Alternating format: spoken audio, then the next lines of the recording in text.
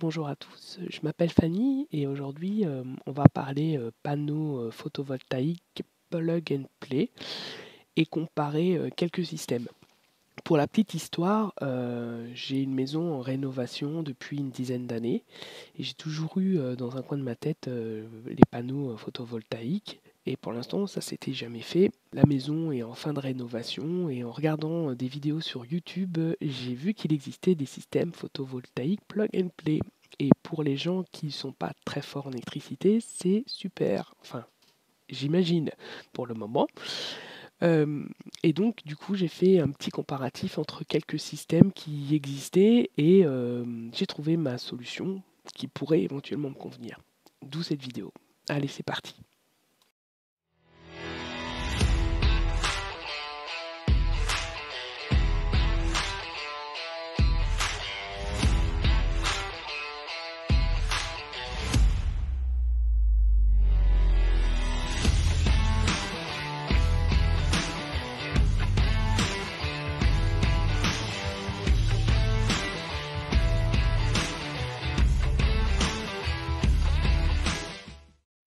Donc, avant de regarder plus en détail les différents systèmes de panneaux solaires plug and play, on va faire un petit tour de jardin. Donc voilà, ici c'est chez nous. Vous avez un Paulownia qui fait pas mal d'ombre l'été. Pour le lombric en dessous, lombricomposteur, c'est très bien. Pour les panneaux, c'est moins bien. Vous avez des carrés potagers, ici, et 2 carrés potagers, qui vont être beaucoup plus grands l'année prochaine.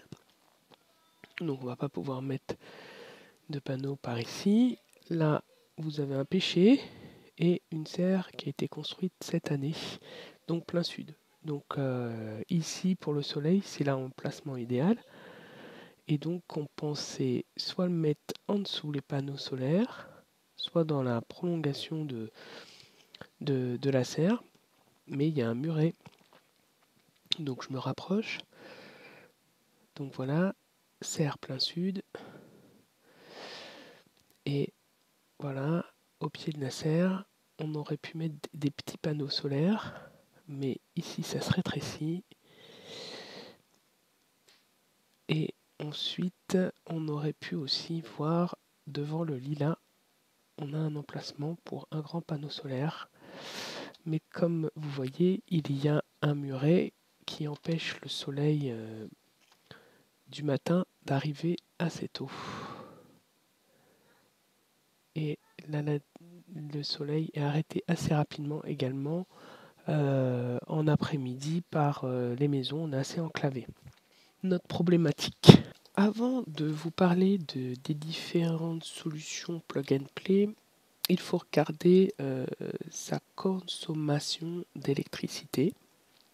Donc ça c'est une vue d'un tableau de chez Enedis avec le Linky. Donc on va dire à partir de 8h jusqu'à 18h, on regarde sa consommation. Ça c'est une journée d'absence. Donc ici on verra le ballon d'eau chaude, ici et là.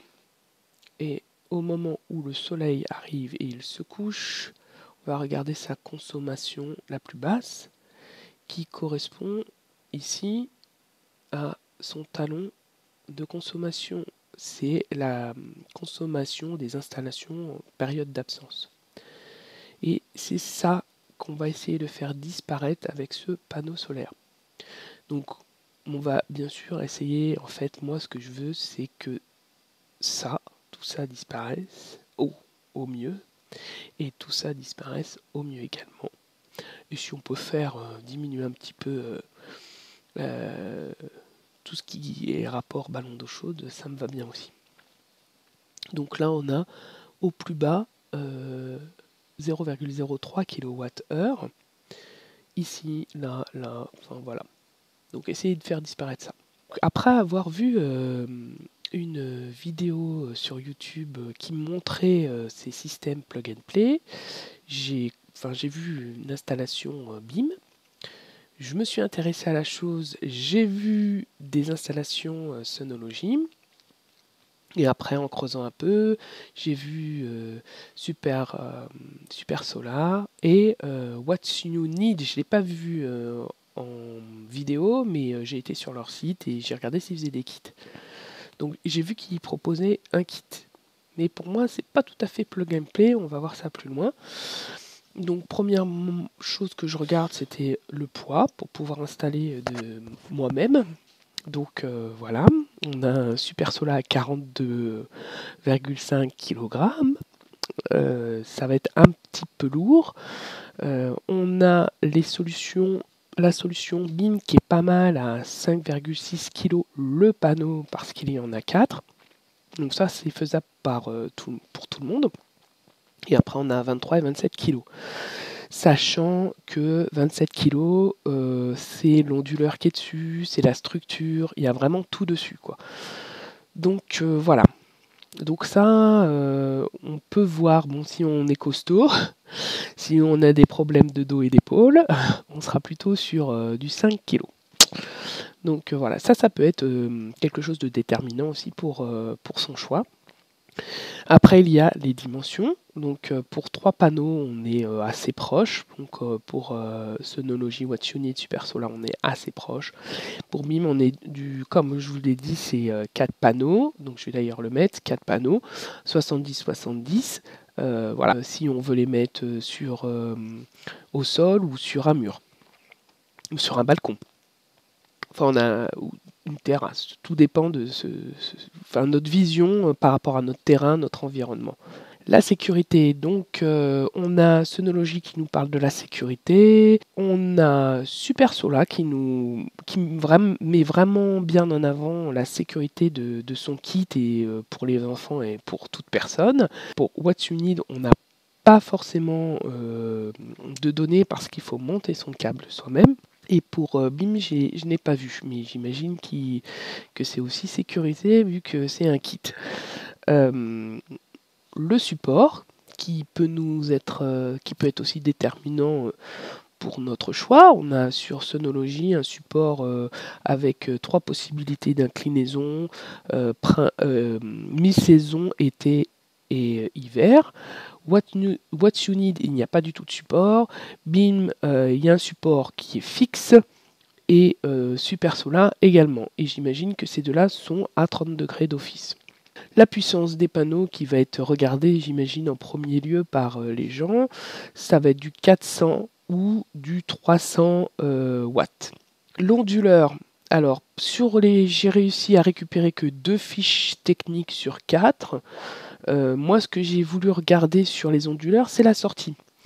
Parce que pour moi, qui ne suis pas experte en électricité, pour moi, si un panneau fait 400 watts, il faudrait que mon onduleur en sortie fasse aussi 400. Si mon onduleur en sortie il fait 300, ben, j'ai de la perte, même si en entrée il accepte le 300-500 watts, il faut quand même qu'en sortie ce soit au moins l'équivalent de ce que je peux produire. Sinon, je ne vois pas bien l'intérêt. Ça, c'est un point qui m'a intéressé et je n'ai pas pu le trouver pour BIM et pour Super Solar. La longueur du câble. Alors, on est sur 10 mètres. Pour BIM et Super Solar, on a 10 mètres. Pour What You Need, on a 20 mètres, mais qui peut être modifiable. On doit couper la longueur que l'on veut de câble. Et on peut avoir 25, 30 mètres. Voilà, c'est ajustable. Et pour Sonology, on a 3 mètres dans le kit. Bon, je trouve ça un peu short, mais il propose quand même du 10 mètres et du 25 mètres. Voilà. Il y a quand même une proposition, mais bien sûr, bon, bah, dans le kit, il y aura quand même du 3 mètres, mais si vous voulez autre chose, il faudra prendre du 10 mètres à 39 € ou 25 mètres à 69 €. Bon, pour moi, les kits, de ce que j'ai pu voir, le Sonology, on a 2 vis à mettre et c'est réglé. What You Need, on a un câble à monter, donc avec les prises. Et on n'a pas de support, donc il faut se fabriquer quand même un support. BIM, il faut monter les supports au panneau. Et Super Solar, pour moi, ce que j'ai vu, c'est qu'il est complet. On l'ouvre, on branche et c'est fini. Les garanties, j'ai pu trouver celle de Sonology qui est à 25 ans et BIM à 3 ans. Le reste, bon, bah, j'ai pas trouvé. C'est certainement dans les sites, mais je n'ai pas trouvé. Les prix pour Synology, BIM et Super Solar, on n'est pas très loin les uns des autres, surtout quand on affiche des réductions et que pour certains autres, on rajoute la livraison. Voilà, on n'est pas très très loin. What You Need est le gagnant par rapport au tarif, même si on rajoute la livraison, mais il ne faut pas oublier que le câble est à réaliser et le support aussi qu'il faut fabriquer.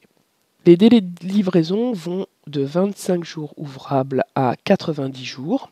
Donc, suivant votre empressement à avoir un kit plug and play, voilà, vous pouvez regarder ce paramètre.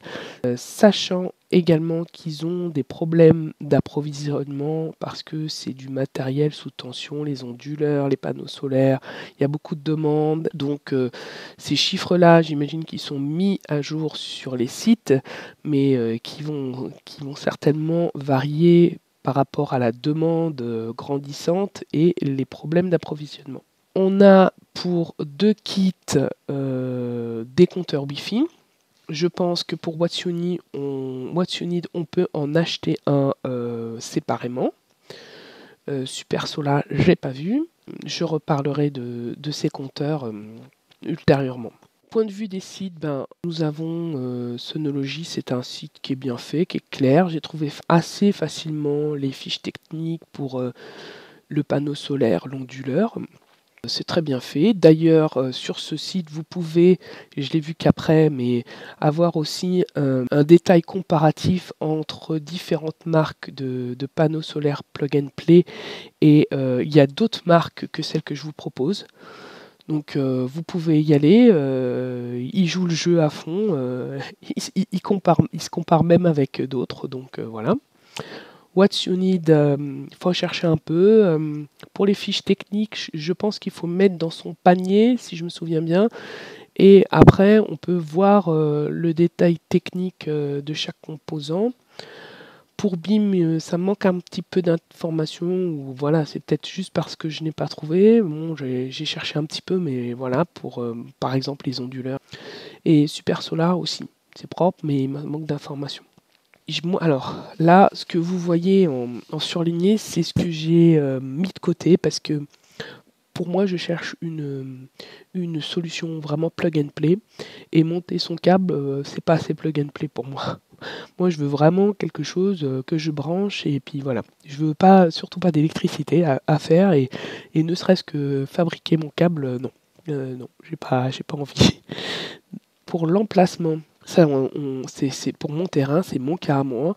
Là, on aurait pu mettre 4 petits panneaux solaires ou un grand ici, sachant que le terrain se rétrécit. On a abandonné les 4 petits panneaux pour la raison qui est que le terrain ici se rétrécit et par le fait que là, on est quand même à 300 watts et que bon, je préfère quand même un 400 watts qu'un 300 tant qu'à faire pour le même prix. Et puis Super Solar, j'ai laissé tomber aussi pour les mêmes raisons de puissance et pour le poids aussi. Le poids et puis bon il y a la livraison qui est un peu lente on va dire. Donc nous avons décidé de nous arrêter sur la solution de Synology. Et le point négatif qui était le câble de 3 mètres fait que nous allons racheter un câble de 25 mètres, moins la réduction. On a fait l'achat le 30 octobre, plus les 45 jours, on va dire mi-décembre, mais avec les fêtes, allez, on va leur donner jusqu'à janvier pour être livré. Sachant qu'on a acheté le matin et le soir, du coup, je regarde l'emplacement où on veut mettre le panneau. Et je regarde s'il y a de l'ombre, si le soleil arrive à l'emplacement, voilà. Et j'observe que à 10 heures, on commence à avoir du soleil vers 10 heures à l'emplacement choisi. Et si on le rehausse de 20-30 cm, on a le soleil. Donc quand je mets ma main un peu plus haut, on va dire qu'on a du soleil. Donc peut-être rehausser un petit peu le panneau quand il sera là.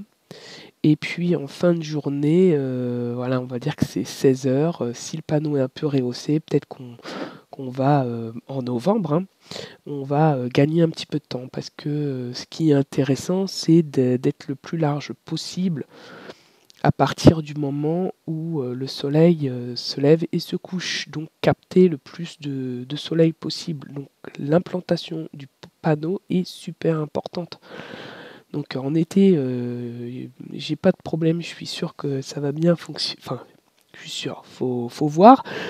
Mais en hiver, en automne, en hiver, au printemps, voilà, il faut essayer de capter plus. Si on peut gagner 1 heure de chaque côté, ce serait pas mal. Après, mon terrain est enclavé par des maisons et des murets, et donc bon, on est un peu limité par l'emplacement. Je voulais revenir sur les petits compteurs intelligents que l'on met à la sortie du panneau solaire, à la sortie du câble du panneau solaire. Alors il faut savoir que ces panneaux, ils communiquent avec la box en 2,4 GHz et pas en 5. Donc il faudra faire une modification sur votre box si c'est le cas. Donc nous, il faudra qu'on fasse une modification sur notre box si on veut qu'il y ait communication entre le compteur et la box. Et la deuxième chose, c'est que vous allez mettre votre panneau sur votre terrain à un emplacement X et il ne faut pas que ce soit à plus de 20 mètres de votre habitation si vous voulez qu'il y ait communication. Au-delà de 20 mètres, vous aurez le compteur va plus communiquer avec votre box.